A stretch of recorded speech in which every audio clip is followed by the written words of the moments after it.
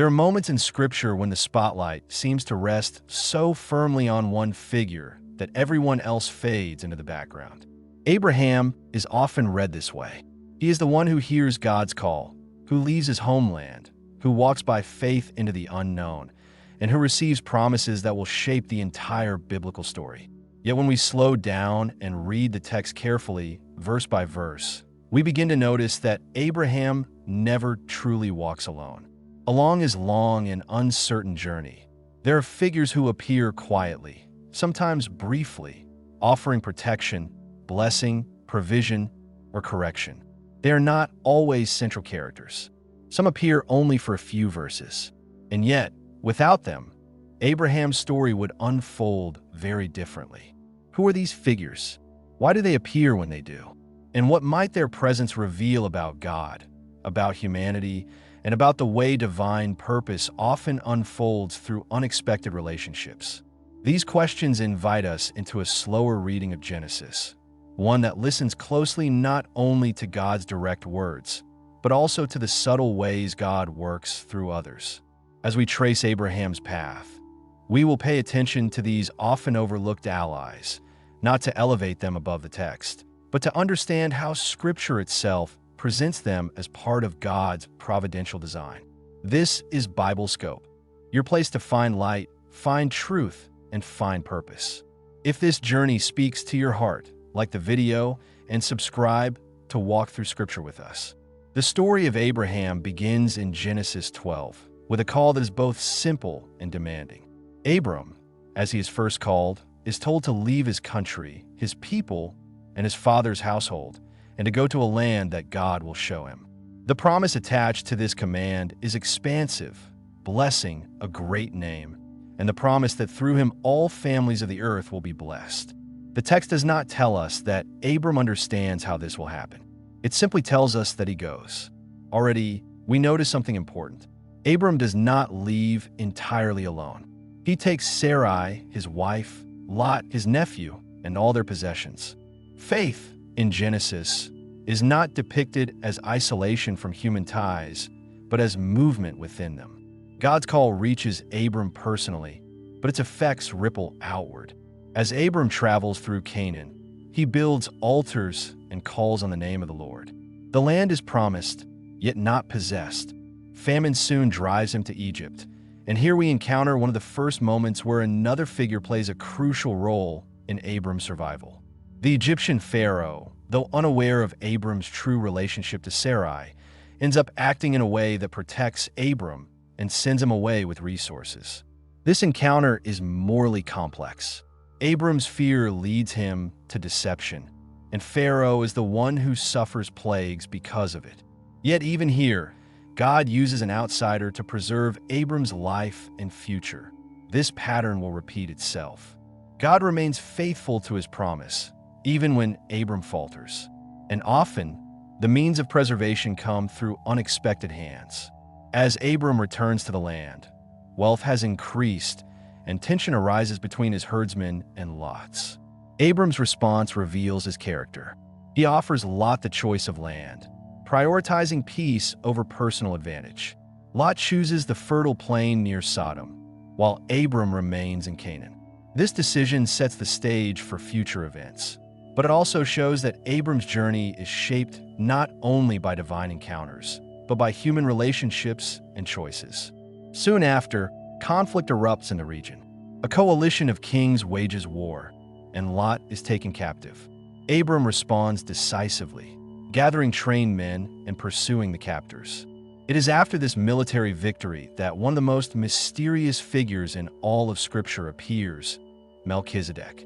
Melchizedek enters the narrative quietly. He is introduced as king of Salem and priest of God Most High. He brings out bread and wine, blesses Abram, and speaks words that attribute Abram's victory not to his own strength, but to God's deliverance. Abram responds by giving Melchizedek a tenth of everything. The text offers no genealogy for Melchizedek. There is no explanation of how he came to be a priest of God Most High, nor how his priesthood relates to later Israelite worship. This silence has invited much reflection throughout biblical history. Yet even without later interpretations, the Genesis account itself presents Melchizedek as a legitimate priest and king, one who recognizes God's work in Abram's life. This encounter is brief but profound. Abram, who has received promises directly from God, accepts a blessing from another human being. He does not resist it. He does not question Melchizedek's authority. Instead, he honors it. In doing so, Abram models humility. He recognizes that God's blessing is not confined to one person or family at this point in the story. God is already at work beyond Abram's immediate circle. Immediately after Melchizedek, the king of Sodom offers Abram material reward. Abram refuses, insisting that he will not take anything that would allow others to claim responsibility for his wealth. This contrast is striking. Abram receives blessing from Melchizedek, a priest-king who points him back to God, but refuses enrichment from Sodom's king, whose values are already shadowed by the city's reputation. Abram's discernment is shaped not by self-interest, but by his understanding of God's promise. As the narrative continues, God reaffirms his covenant with Abram, promising descendants as numerous as the stars. Abram believes, and this belief is counted to him as righteousness. Yet belief does not erase struggle. Time passes, and the promised child does not come. Sarai's barrenness becomes a source of tension and pain, leading to the episode with Hagar. Here again, we see human initiative intersecting with divine promise, and the results are complicated. Even in this difficult chapter, unseen allies emerge. Hagar, though marginalized, encounters the angel of the Lord, who sees her affliction and speaks hope into her future. This moment reminds us that God's care extends beyond Abram's immediate story, reaching even those caught in the consequences of human impatience. As Abram's name is changed to Abraham and Sarai's to Sarah, the covenant is expanded and clarified. God establishes circumcision as a sign, and the promise of a son through Sarah is made explicit. Soon after, 3 visitors appear by the oaks of Mamre. Abraham offers hospitality, and through this act, he receives confirmation that Sarah will bear a son. Once again, divine promise is delivered through embodied encounter. God chooses to speak through guests, through shared food, through presence. The destruction of Sodom and Gomorrah follows, and Abraham intercedes for the cities, pleading for the righteous within them. This intercession reveals Abraham's growing understanding of God's justice and mercy. Yet the story also shows the limits of human influence. The cities are destroyed, but Lot is rescued. Abraham's concern is not in vain, even when outcomes differ from his hopes. It is after these events that we encounter another unexpected ally, Abimelech, king of Gerar. Once again, Abraham fears for his life and presents Sarah as his sister. Abimelech takes Sarah into his household, but God intervenes in a dream, warning him of the truth. Abimelech responds with integrity, returning Sarah and rebuking Abraham for his deception. What is striking here is Abimelech's role as both recipient and agent of divine communication. God speaks to him directly, recognizing his innocence. Abimelech, a foreign king, demonstrates moral awareness and respect for God's warning. He not only restores Sarah, but offers Abraham livestock, servants, and land to dwell in. Abraham, in turn, prays for Abimelech, and God heals his household. This mutual exchange challenges simple categories of insider and outsider. God's covenant with Abraham does not isolate him from others. It places him in relationship with them. Blessing flows both ways. When Isaac is finally born, the promise begins to take visible shape.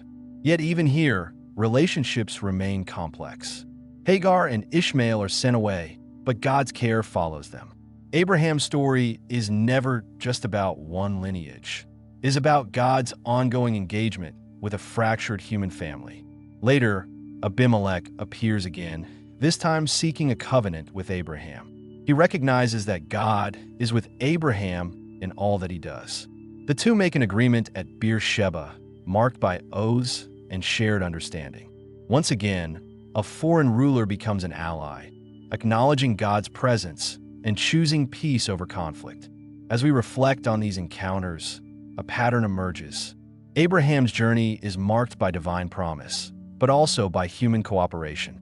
God does not shield Abraham from all danger, nor does he resolve every conflict directly. Instead, God works through conversations, treaties, blessings, and even rebukes from unexpected sources. What does this reveal about God? It reveals a God who is not confined to one method of action. God speaks directly to Abraham, but also through kings, priests, angels, and strangers. God's sovereignty does not eliminate human agency. It incorporates it. Blessing comes through obedience, but also through relationship. What does this reveal about humanity? It reveals our interdependence. Even the patriarch of faith needs others. Faith, in Genesis, is not portrayed as solitary heroism. It is lived out in negotiation, hospitality, humility, and trust. Abraham grows not only through divine encounters, but through human ones. These unseen allies also remind us that God's work often extends beyond our awareness. Abraham does not always recognize the full significance of these relationships at the moment they occur. Yet in hindsight, we see how each encounter shapes his journey, protects the promise, and prepares the way for what is to come.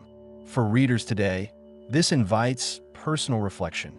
We may be tempted to focus only on our direct relationship with God, overlooking the ways God works through others in our lives. Scripture encourages us to remain attentive, to receive wisdom and blessing even when it comes from unexpected places. It also challenges us to consider our own role in other stories. Just as Melchizedek, Abimelech, and even Pharaoh played parts in Abraham's journey, we may be called to be instruments of blessing, sometimes without realizing the full impact of our actions. As we walk through these passages slowly, we are reminded that God's promises unfold across time, through networks of relationship. Faith is not static. It moves, adapts, and deepens. Abraham's unseen allies are not distractions from his calling. They're part of how that calling is fulfilled. In the end, Abraham's story points beyond itself.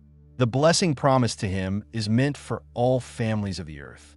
The presence of these allies foreshadows that broader horizon, where God's work will extend across nations, cultures, and boundaries. As we've walked through this passage, what truth stood out to you? How might it shape the way you live today? If this exploration helped you grow, like the video and subscribe. Your journey through the pages is just beginning.